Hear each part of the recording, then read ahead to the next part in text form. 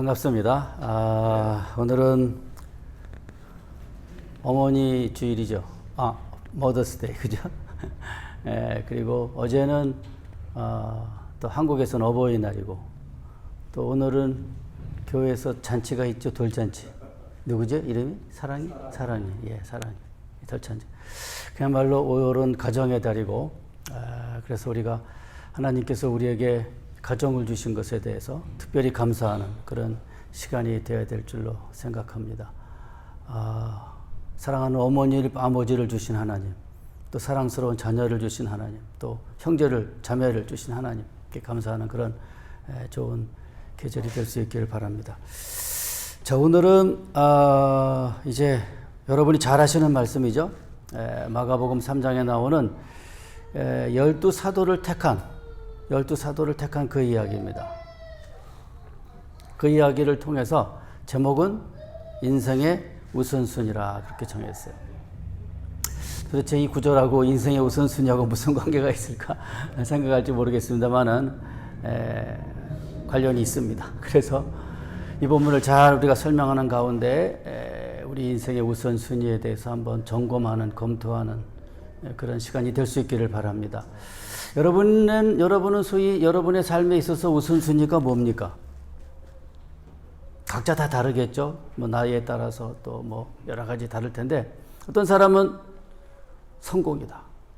그래서 성공해가지고 내가 부경화 누리는 것이 나의 인생의 우선순위다, 내 목표다, 그렇게 말하는 사람도 있겠고, 나는 출세다. 그래가지고 내가 사회적 어떤 사회적 인정을 받고, 그렇죠? 또 나름대로의 어떤 권력을 누리고, 뭐 이런 것이 또 그 사람의 우선순위가 있고, 그 우선순위를 향하여 나아갈 것입니다. 뭐 그 밖에 어떤 분은 또 가정이 나의 우선순위라고 하는 그런 아주 또 착하신 분들도 많이 계실 줄로 믿습니다. 자, 그런데 뭐 저로서는 개인적으로 볼 때 저는 또 학자다 보니까 제가 좋은 책을 써서 그 책을 통해서 인정받는 것, 이것도 뭐 또 저 나름대로의 우선순위라고 볼 수 있겠는데, 우리 생각이고, 하나님의 입장에서, 하나님의 안목에서, 하나님의 시선에서 과연 인생의 우선순위가 뭘까? 인생이 어차피 한 번 살다가 죽는 인생인데, 어차피 한 번은 가야 될 인생인데, 마지막에 하나님 앞에 설 때 과연 내가 하나님 앞에 칭찬을 받을 것인가? 책망을 받을 것인가? 그죠? 그랬을 때 그 우선순위를 한번 검토해보는 그런 시간이 필요할 줄로 믿습니다. 여러분, 혹시 사실 오늘 이 우선순위의 문제는 우리가 이미 어쩌면 다 알고 있는 일일 수 있어요. 다 알고 있는데, 잠깐 어떻게 보면은, 잊어먹고 있었던 부분일 수 있겠는데, 저는 그래서 어쩌면 오늘의 이 설교가, 피아노의 조율 같은 그런 시간이 아닐까 생각이 됩니다. 여러분은 뭐 집에 피아노 혹시 있으실 텐데, 피아노가 가만히 두면 어떻게 돼요? 시간이 흐르면은. 이 음질이 달라져요. 그렇죠? 뭐 되게 떨어지겠죠? 이제 플래시 되고, 샵 되는 경우도 있나요? 모르겠어요. 그럼 어떻게 합니까? 이제 뭐를 해요? 조율을 하죠, 조율을. 조율을 해서 본래의 그 음질을 낼 수 있도록 조율하는 거예요. 뭐 되게 조이고 막 그러죠? 어쩌면은 우리는 인생의 우선순위가 뭔지를 알면서도 점점 살다 보면은 일에 치이고, 뭐 사업에 치이고, 여러 가지 인간관계에 치이고 하다 보니까 그만 그것을 잃어버려서 느슨해지는, 이완해지는, 나태해지는, 하나님으로부터 멀어지는 그런 경우를 종종 경험하게 돼서, 오늘은 그저 우리 영혼의 조율 시간으로, 우리 영혼을 조율하는 그런 시간으로 삼으면 좋을 줄로 생각이 됩니다. 자, 이제 오늘 여기에 본문에 12제자의 선택 장면인데, 예수께서 이제 사역을 갈릴리에서 시작하신 다음에 바로 12사도를 택한 것이 아니에요. 그죠? 어느 정도 시간이 경과한 다음에 택했는데, 거기서도 또 한 가지 제가 이제 뭐 생각할 수 있는 것은 뭐냐면은, 사실 예수님께서 제자들의 도움이 필요했습니까? 제자들이 뭐 그렇게 도움이 됐습니까? 그렇죠? 뭐 별로 도움이 안 됐어요. 예수님께서 얼마든지 그 하나님의 구속 사역을 홀로 다 행하실 수도 있었는데, 그러나 주님에게도 결과적으로 볼 때 친구가 필요했어요. 동료가 필요했어요. 사실 인생 살아가면서 혼자 못 살죠? 친구가 필요해요. 예수님께도 친구가 필요했고, 물론 예수님은 자기의 친구들인 제자들을 잘 훈련시켜서 자신이 떠난 다음에 하나님의 사역을 또 그들에게 맡기셨던 것이지만 그러나 홀로 사역하신 것이 아니라 함께 사역했다는 거. 우리가 기억해 봐야 할, 또 기억해야 할 부분이라고 생각이 됩니다. 사람은 원래 혼자 못 살게 돼 있어요. 혼자 살면 얼마나 힘든지 아시죠? 제가 그래요, 지금. 아주 힘들어요. 그런데 어쨌든 간에 그래서 친구가 필요하고 따라서 우리도 살아가는 동안에 좋은 친구를 만나는 일 매우 중요합니다. 그래서 그런 좋은 친구들, 제자들을 사실은 주님이 택하기 위해서 사실은 이제 우리가 누가복음에 보면은 이 12사도를 선택하기 전에 주님께서 차례로 기도하셨어요. 밤을 새워 기도하셨어요. 예수께서 밤을 새워서 기도하신 것, 거기가 물론 이제 그 전에 겟세마네 동산에서 하셨습니다만은 중요한 일들을 앞두고 하신 거 아니겠습니까? 그렇다면 그만큼 중요한 일인데 그 중요한 일을 위해서 예수께서 하신 일은 뭐냐면 바로 하나님께 나아가서 하나님의 뜻을 구하고 그래서 하나님의 지혜로 이제 택하는 것이죠. 자, 그래서 이 중요한 일입니다. 그러니까 그만큼 이제 친구를 사귀는 일, 친구를 선택하는 일, 중요한 일이고, 그래서 주님께서 이제 그 많은 무리 가운데, 그때 우리가 얘기했죠. 한 수만 명 됐어요. 따르는 사람들. 그 많은 사람들 가운데서 12를 택하셨어요. 그런데 이제 그 택한 이야기가 마태, 마가, 누가에 나오는데 각기 좀 달라요. 마태, 마가, 누가의 시각이 해석이 각기 틀리기 때문에 우리 그걸 통해서 이제 또 하나님께서 이 마가를 통해서 마가 선생님을 통해서 우리에게 주시는 교훈을 살펴보고자 하는 것입니다. 우리 한번 같이 볼까요? 자, 오늘 본문인데 14절에 3장 14절에 이에 12를 세우셨으니는 자기와 함께 있게 하시고 또 보내사 전도도 하며 15절에 귀신을 내쫓는 권능도 가지게 하려 하심이라. 자, 이것이 이제 마가복음 이야기인데 이것이 이제 마태와 누가복음에 조금 다르게 되어 있는데, 자, 한번 거기 우리 여러분 주보 간지에 들어있죠? 한번 보세요. 자, 우리 마태복음 10장 1절 같이 보십시다. 같이 시작. 예수께서 12제자를 부르사 모든 병과 모든 약한 것을 고치는 권능을, 누가복음 밝음의 제자를 부르사 택하여 사도라 칭하셨으니 그 뒤에도 있습니다만 그것까지 보겠습니다. 그런데 이제 이 같은 사건에서 이 세 개의 본문을 비교해 보니까 드러나는 것은 뭐냐면은 마태, 누가에 없는 부분이 마가에 들어있어요. 마가복음에. 그것이 뭐냐면은 이 마가복음만이 12사도를 부르신, 택하신, 선택하신 목적을 밝히고 있어요. 왜 부르셨는가? 왜 택하셨는가? 왜 선택하셨는가 했을 때 보면은 거기 14절인데 이에 12를 세우셨으니 하고 이는이라는 말이 나오죠. 이는, 이건 목적격이에요. 원문에 목적이에요. 목적. 어떤 목적을 위해서. 어떤 목적인가? 첫 번째, 자기와 함께 있게 하시고, 두 번째 뭐냐? 또 보내사 전도도 하며 귀신을 내쫓는 권능도 가지게 하기 위해서, 이 두 가지 목적을 위해서 택한 거예요.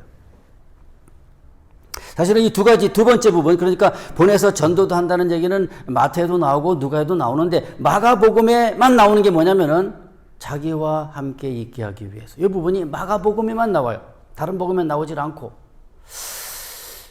자, 그러면 이제 왜 마가는 마태, 누가에 없는 이 부분을 특별히 강조하는 것? 어쩌면 또 이제 마가복음이 먼저 기록되었으니까 마태, 누가가 그 부분을 생략했다고 또 볼 수 있겠습니다만, 그러나 이제 우리가 마가복음에서 특별히 첫 번째 부분, 주님께서 12사도를 택하신 이유가 뭘까 하는 것, 그것이 첫 번째 뭐냐면은 자기와 함께 있게 하기 위해서라는 부분을 우리가는 기억해야 되는데, 그걸 이해하기 위해서 우리가 이제 마가복음의 배경을 좀 알 필요가 있어요. 여러분 이제 성경 공부를 통해 잘 아시겠습니다만은 마가복음의 배경은 로마입니다. 로마고 그 당시에 그 세상을, 온 세상을 지배했던 소위 황제가 여러분이 잘 아는 네로예요. 네로 황제. 단명했습니다만은, 그러나 사실 네로가 처음부터 그렇게 정신이 뭐 아주 이상한 그런 사람은 아니었는데, 어쨌든 네로가 아시다시피 한 일 가운데 우리가 오늘 되게 아는 사람들이 뭐냐면, 그가 아마도 이제 배후에 그 로마가 대화재에 64년에, 주 64년에 대화재가 발생했어요. 로마의 전 구역이 14구역이었는데 10구역이 타버렸어요. 거의 3분의 2가 타버렸죠. 어마어마한 화재가 났으니까 아마 여러분 그 화재에 대해서 혹시 옛날에 나온 영화 가운데 배너랄지 또는 포바디스 같은 영화에 잘 나오는데, 자, 온 거의 전체가 절반 이상이 불타버리니까 어떻습니까? 거기에서 이 시민들의 국민들의 원성이 자자하니까 뭔가 이 문제를 해결해야 될 거 아니에요. 뭔가 잠재우고 이 문제를 갖다가 이제 처리해야 되는데 도저히 이걸 감당할 수가 없어요. 하다 보니까 어떻게 했냐면은 여러분 아시는 대로 바로 그 자기의 와이프가 유대인이었는데 유대인 여자가 이제 소위 사주해가지고 이것이 바로 이제 그 기독교인들 뒤집어 씌웁시다라고 해서 이제 이 정치적인 능력 힘이 없던 기독교인들에게 그 책임을 뒤집어 씌워서 기독교인들을 방화범으로 만든 거예요. 방화범으로 해서 그때부터 어떻게 합니까? 이제 샅샅이 뒤져가지고 기독교를 잡아들여가지고 뭡니까? 그 화제의 책임을 그들에게 다 전가시킨 거죠. 그래서 그것도 배경이 사실 히브리서도 마찬가지입니다만 같은 배경인데. 그래서 보니까 어때요? 예수 믿는다는 이유로, 교회 다닌다는 이유로, 하나님을 믿는다는 이유로 붙잡혀가지고 애매하게 아무 잘못도 없는데 얻어맞고 피 흘리고 굶주리고 또 다 빼앗기고 그런 일들을 당하고 있었어요. 그 당시에 기록을 보면 잡아다가 그 공중 경기장, 콜로세움 같은데 그런 경기장에다가 이 기독교인들을 잡아 집어넣고 사자의 밥이 되게 하는, 여러분 죽는데 짐승에게 찢겨 물려 죽으면 얼마나 비참하겠습니까? 그런 일들을 잘못한 거 없어요. 남의 도둑질하지도 않고 뭐 가늠하지도 않고 뭐 하는데 그런데 뭡니까? 단지 하나의 이유, 예수 믿는다는 이유로 그렇게 고난을 당했어요. 고통을 당했어요. 여러분 그런 고통과 고난을 당할 때 여러분 어떡합니까? 그래서 사실은 많은 사람들이 도망 피해 다녔어요. 그 증거 중에 하나 봅시다. 마가복음 보세요. 마가복음 거기에 1장 보면 이런 말이 나와요. 마가복음 1장 우리 본문에 나온 1장 13절에 이렇게 되어 있어요. 12, 13절에 성령이 곧 예수를 광야로 몰아내신지라 13절 광야에서 40여를 계시면서 사단에게 시험을 받으시며 무엇과 함께? 들짐승과 함께 계시니 천사들이 수종 들더라. 이 본문은 다른 마태 또 누가에도 안 나오고 지금 마가에만 나오는데, 마가복음 나오는데, 그러면 왜 마가복음에만 예수님이 들에서 광야에서 들짐승과 함께 있었을까? 지금 마가복음을 받고 읽는 사람들의 형편이 그러했다 이거예요. 아시겠어요? 자, 이제 자기가 기독교인이라는 사실이 밝혀지면은 그런 고난을 무지무지한 막대한 핍박을 당하니까 그걸 피하기 위해서 들도사로 도망친 거예요. 가보니까 뭐가 있어요? 들짐승이 있는 거예요. 그래서 이건 뭐냐면, 이거 마가를 쓴 이 본문을 마가가 쓴 이유는, 즉 예수님도 살아계실 때 우리처럼 마가복음의 독자들처럼 광야에서 들에서 피하 흘러다니면서 그런 곳에 다니면서 뭡니까? 들짐승과 함께 있는 그런 위험한 곳에 처해 있다는 것을 통해서 현재 이 마가복음을 읽는 사람들에게 너희만 그런 것이 아니니까 너희도 위로를 받고 격려를 받아라. 주님도 그러했다. 그런 상황에서 주님이 이기셨다. 승리. 누가 도왔어요? 천사가 도왔듯이 너희를 도우실 것이다. 그래서 그 마가복음의 독자들을 위로하기 위한 메시지가 포함되어 있고, 그럼 여러분 아까 말씀드렸습니다만 그런 상황에서 보통 사람들 같으면은요, 핍박을 당하고 고난을 당하고 괴로움을 당할 때 어때요? 저는 뭐 사실 살다 보면서 그런 진짜 무지막지한 핍박을 당해본 적은 없습니다만 군대에서 조금 당했어요. 교회 다니는 이유로.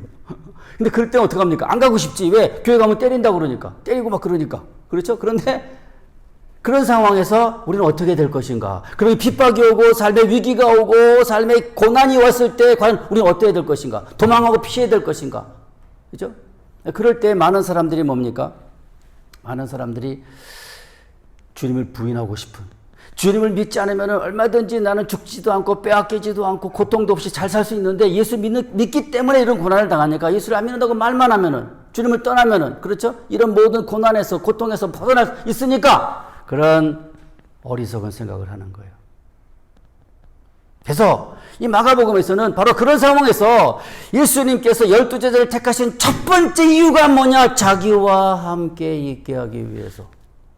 어떤 환경과 어떤 고난과 어떤 형편 속에서도 주 예수와 함께 하는 것이 제자들을 부르는 첫 번째 목적이라 그 말이에요. 나가서 전도하고 하는 거 두 번째란 말이에요. 여기서 우리는 이제 소위 말해서 그 to be or to do라는 거. to be, 삶. 어떻게 살 것인가 하고. 그리고 to do는 뭔가 행하는 거죠. 뭔가 남기는 거죠. 뭔가 업적을 이루는 것이죠. 그런데 사실은요, 이 말씀에 의하면은 주님이, 하나님 우리에게 원하시는 것은 to do, 무엇을 해서 업적을 남기고 뭐 굉장한 일을 남기고, 그것도 중요하겠지만 그러나 그보다 더 중요한 것은, 그보다 먼저 선행되어야 될 것은, 그보다 더 우선순위인 것이 무엇인가? 하나님과 주님과 함께 하시는 것이라. 주님과 교제하는 것이에요. to be가 to do에 앞선다고 하는 것. 사실 우리가 분명히 기억해야 될 것입니다. 여기서 주님과 함께 있다는 것은 주님과의 교제를 가리키는 것이고, 이 주님과의 교제가 우리 인생의 사명이나 사역이나 일이나 업무보다 그 무엇보다 우선돼야 한다는 사실을 우리가 기억할 필요가 있겠습니다. 이제 그것을 위해서 우리 한번 이제 주님의 모범을 한번 보겠습니다. 주님은 과연 어떠하셨는가? 주님은 우리의 모든 우리 모든 인류의 하나의 모범 케이스 아니겠어요? 자, 이제 우리 한번 마가복음 1장 35절을 보겠습니다. 자, 한번 같이 읽어볼까요? 자, 시작.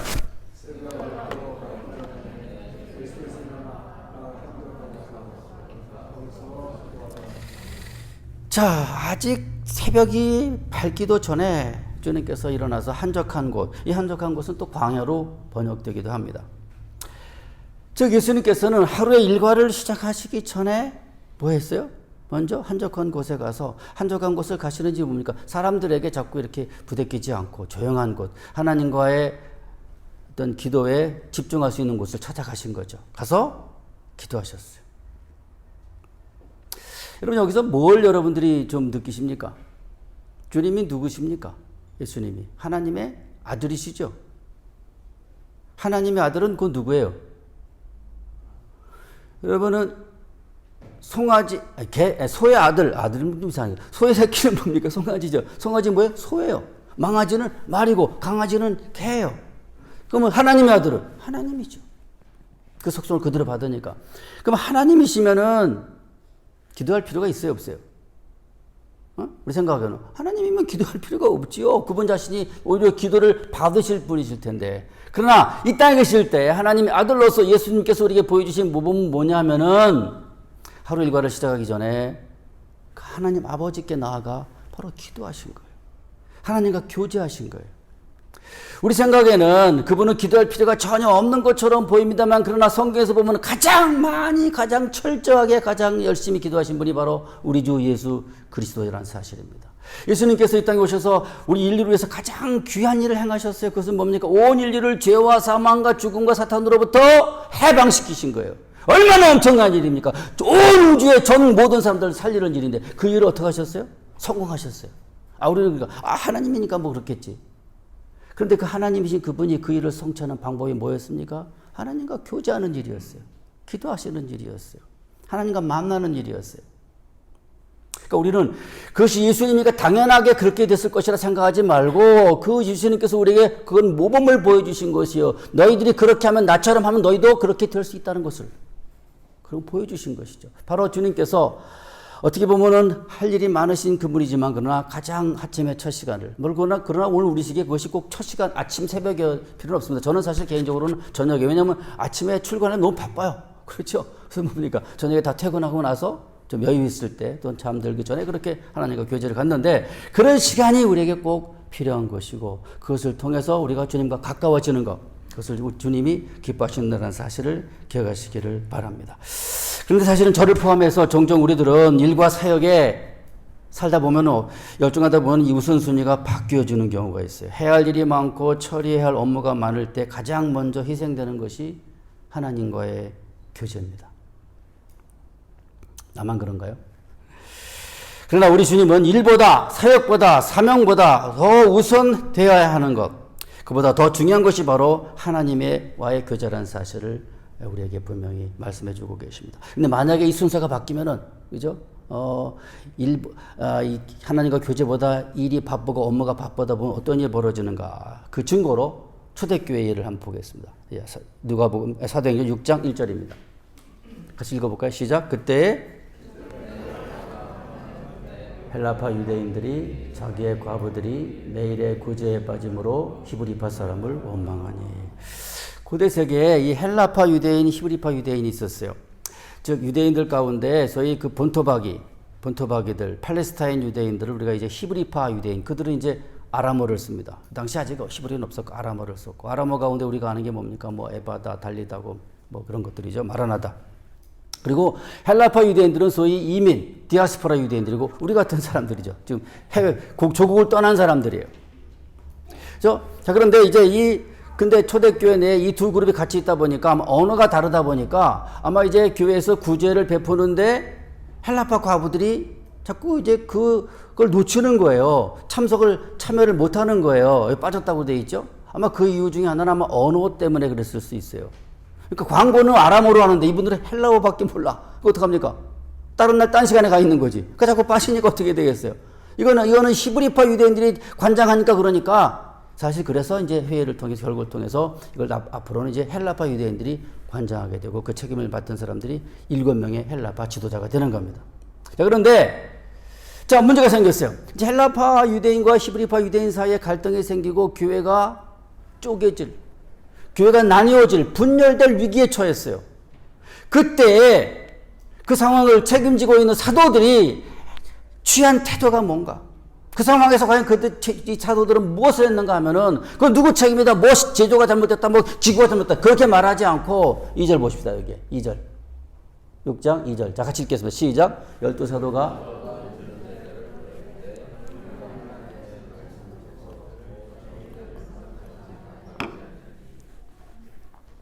안 계속 읽어야지. 그건 빼고요. 거기 4절에 우리는 오로지 기도하는 일과 말씀 사역에 힘쓰리라 그렇게 돼 있어요.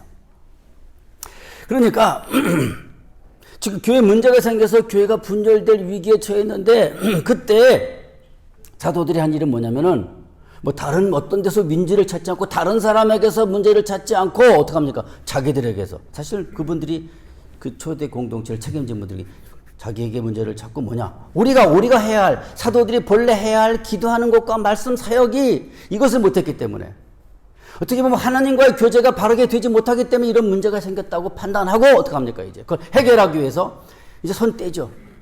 그런 사역은 다 누구한테 맡겨요? 7명의 헬라파 지도자에게 맡기고 본인들은 뭡니까? 하나님과 교제에 충실하게 본연의 업무로 돌아가게 된 것입니다.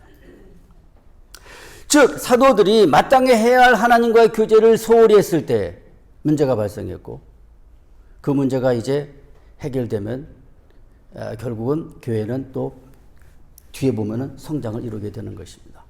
해서 여러분들이 분명히 기억하실 것은 여러분의 삶에도 혹시 언제 위기가 옵니까? 왔습니까? 가면 앞으로 올 건 모르겠습니다만 앞으로 여러분 인생을 돌이켜볼 때 언제 내 삶에 내 인생에 위기가 왔을까? 어려움이 왔을까? 고난이 왔을까? 하면은 잘 돌이켜보세요. 그 뭐 여러 가지 이유를 찾을 수 있을지 모르겠습니다만 그러나 성경의 입장에서 볼 때 하나님의 입장에서 볼 때는 하나님과의 관계가 잘못됐을 때 하나님과의 교제가 잘못됐을 때에 어떻게 돼요? 우리도 모르는 사이에 하나님과 멀어지게 되면 어떻게 됩니까? 하나님과 멀어지게 되면은 실패와 가까워져요. 고난과 가까워져요. 부도와 가까워지고.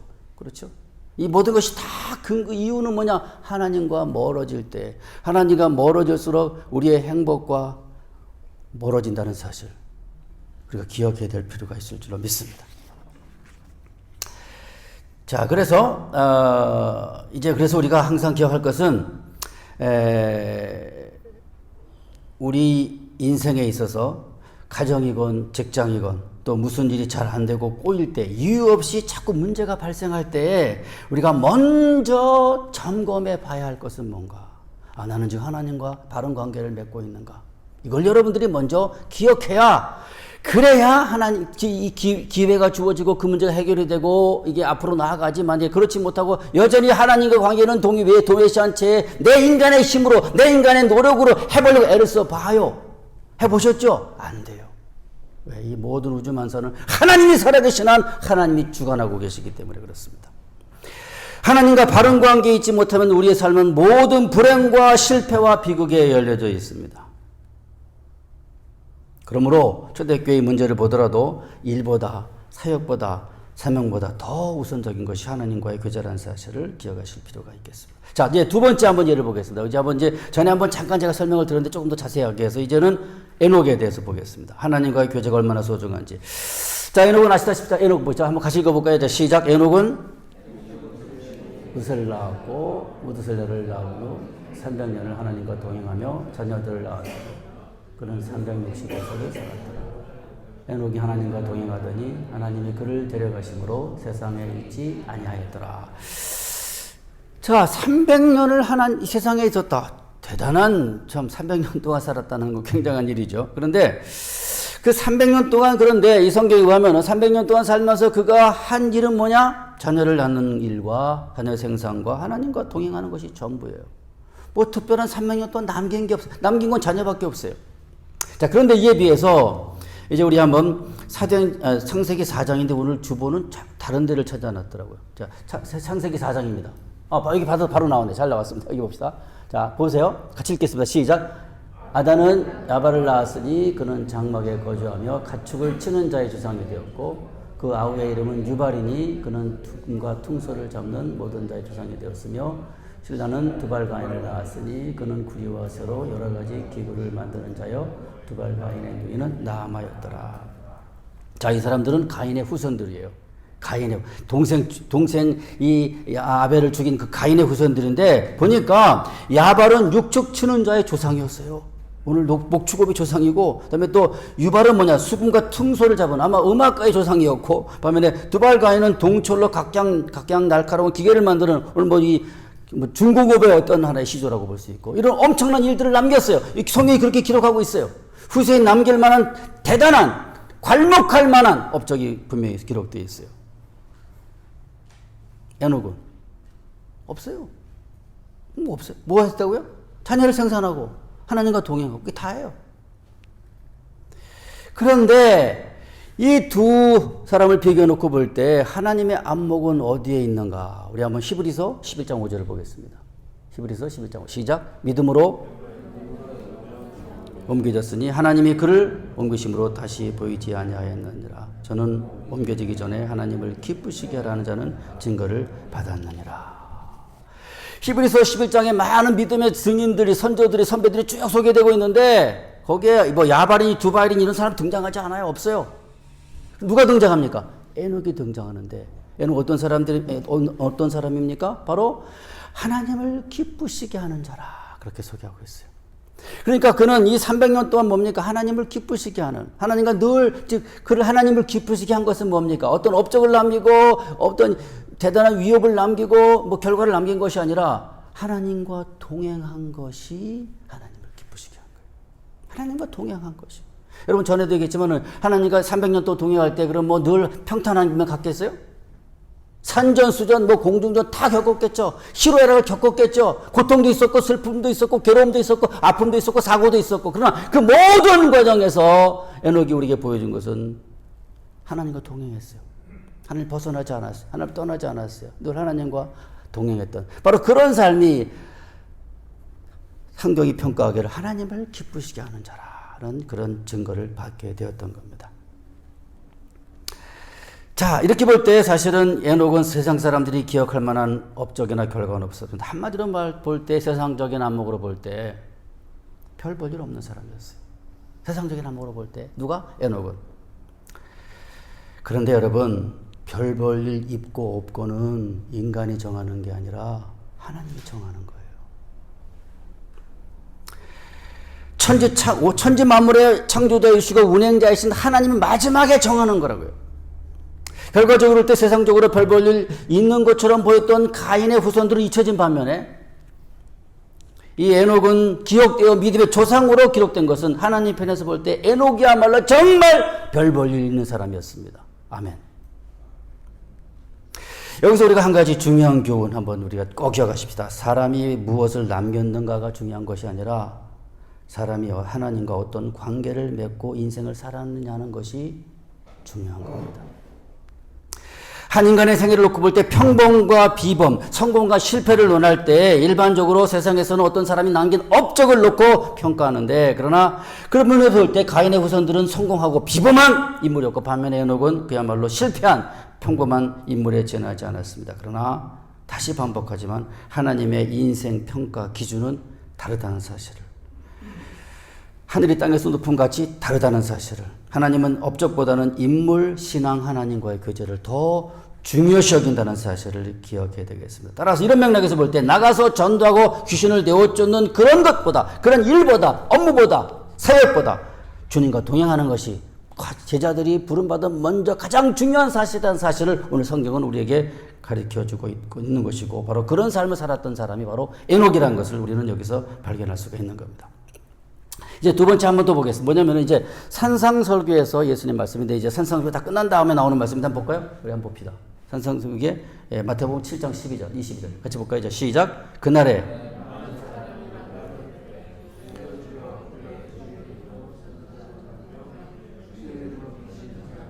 주의 이름으로 많은 권능을 행하지 아니하였나이까.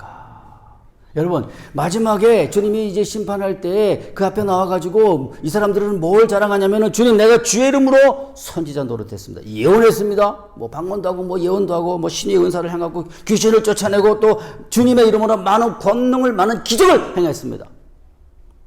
사실은 이 말에 근거 있단 말이에요. 그치? 이 말이 근거 없이 한 것이 아니라면은 사실은 이런 사람들 있었어요. 분명히 주의 이름으로 선지자 노릇하고 예언하고 또 귀신 쫓아내고 많은 기적 행하였는데 그런데 이런 사람들에 대해서 주님의 평가는 뭔가? 23절에 볼까요? 시작. 그때 내가 그들에게 밝히 말하되 내가 너희를 도무지 알지 못하니 불법을 행하는 자들아 내게서 떠나가라.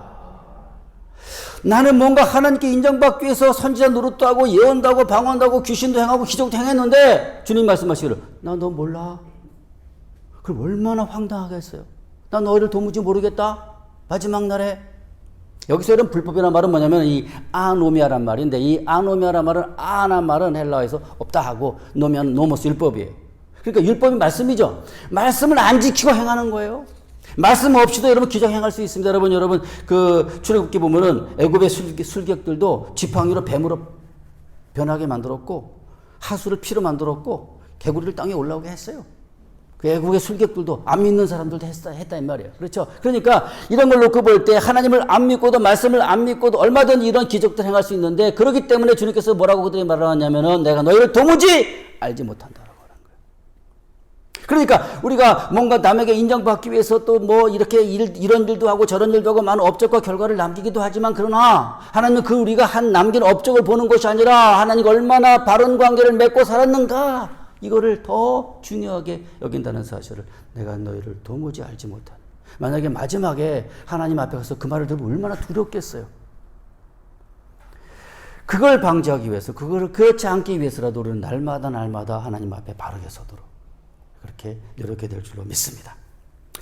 자, 제가 이제 한 가지 얘기를 하고 오늘 설교를 마치겠습니다. 혹시 과거에 여러분 들어본 적이 있는지 모르겠습니다만은 영국의 런던에 웨스트민스터 채플이 있어요.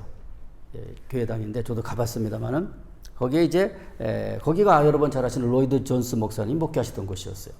근데 거기에 이제 목사님이 제가 이름을 잊어버렸어요. 그 목사님이 있었는데 그 목사님이 목사님의 하루 일과 중 가장 행복한 때는 뭐냐면은 하루 일과를 다 마치고 자기 딸하고 손잡고 근처에 있는 그 제임스 공원을 산책하는 거였어요. 하루 일과를 다 마치고 그 딸의 손을 잡고 산책을 하면서 이제 하루 동안 일어났던 일들을 서로 나누고 그렇게 그 딸과 교제하고 딸과 동행하고 딸과 함께하는 것이 그 목사님의 가장 아주 기쁨이었어요. 그런데 어느 날 딸이 아빠한테 와서는 내가 2주 동안은 아빠하고 산책을 못 하겠다고 그러는 거예요. 그래서 딸이 안 하겠다면 누가 하겠어요? 뭐 강제로 끌고 갈 수도 없고. 그래서 이제 2주 동안 이 딸하고 산책을 못하고 혼자서 이제 산책을 하면서 상당히 외롭고 우울했어요. 그런데 이제 2주 후에 딸이 상자를 하나 가져오면서 아빠 이거 크리스마스 선물이라고 가져왔어요. 상자에. 그 상자에 뭐가 들어있냐면 아빠를 위한 손으로 딴 장갑이 들어있었어요. 그러니까 그 2주간이 뭐예요? 아빠에게 선물을 드리기 위해서, 아빠에게 선물을 남기기 위해서 2주 동안의 시간이 필요했던 것입니다. 아빠에게 뭔가 해드리려고. 그렇죠? 근데 그 아빠인 목사님이 그 선물을 받으면서 너무 고마워하면서도 그러나 또 이렇게 말했어요. 그래도 나는 너와 산책하는 게 더 좋았을 텐데. 응? 그래도 나는 너와 산책하는 게 더 좋았을 텐데. 그죠? 그러니까 물론 선물도 감사하죠. 그러니까 그보다는 뭡니까? 아빠의 즐거움은 뭐예요? 딸과 동행하는 거예요. 딸과 함께 하는 거예요. 그게 우리 주님 마음입니다. 내가 하나님을 위해서 뭔가 많은 걸 남겨드려야 되겠다. 뭘 해야 되겠다. 뭐 이것도 이거 저것도 하고 또 그리고 또. 그런데 하나님이 정말 우리에게 원하시는 것은 뭡니까? 나와 교제하는 거예요. 내게 나와서 내 고민도 털어놓고 또 말씀을 통해서 내 교훈도 듣고 하면서 나와 교제하는 것이 내가 더 기뻐하는 것이라는 사실. 성경은 말씀하고 있고. 그래서 제자들이 불렀는데, 불렀으면 뭔가 일을 해야 되는데, 그러나 일하고 무슨 사역을 하고 귀신을 쫓아내고 많은 일들 하기 전에, 그러나 먼저 해야 할 것은, 먼저 우리를 부르신 목적이 무엇인가? 자기와 함께 있게 하기 위해서 우리를 그렇게 부르신 거예요. 그것이 우리 주님이 우리를 부르신 목적이라면은 우리도 그 목적에 부응해서 날마다 주님과 동행하는, 바로 그런 삶이 됐을 때 하나님 앞에서 우리는 정말 별 볼 일 있는 사람이 될 줄로 믿습니다. 하나님 모실 때 정말 멋진 인생을, 성공한 인생을 산 그런 인생인 줄로 믿습니다. 아무쪼록 여러분들이 오늘 말씀을 잘 기억하고 내 인생의 우선순위가 무엇인지를 한번 다시 잘 보고 다시 검토해서 하나님 앞에서 바른 관계를 회복하는 그런 주의 축복된 자녀들이 되시길 주의 이름으로 축원합니다. 기도합시다. 은혜로우신 하나님 아버지 감사합니다. 오늘도 말씀을 통해서 우리 자신을 돌아보게 하시고 무엇이 잘못됐는지, 어디서 떨어졌는지를 검토해 보게 하신 것을 감사합니다. 잘 새겨서 하나님 이제부터는 더 주님 앞에 가까이 나아가서 주님과 바른 교제를 날마다 맺음으로 말미암아 하나님을 기쁘시게 하는, 에녹처럼 하나님을 기쁘시게 하는 저희들 다 되게 하셔서 주께서 예비하신 모든 복과 은혜를 받아 누리는 우리 모두가 될 수 있기를 간절히 바라옵고 사랑하는 예수님 이름으로 기도하옵나이다. 아멘.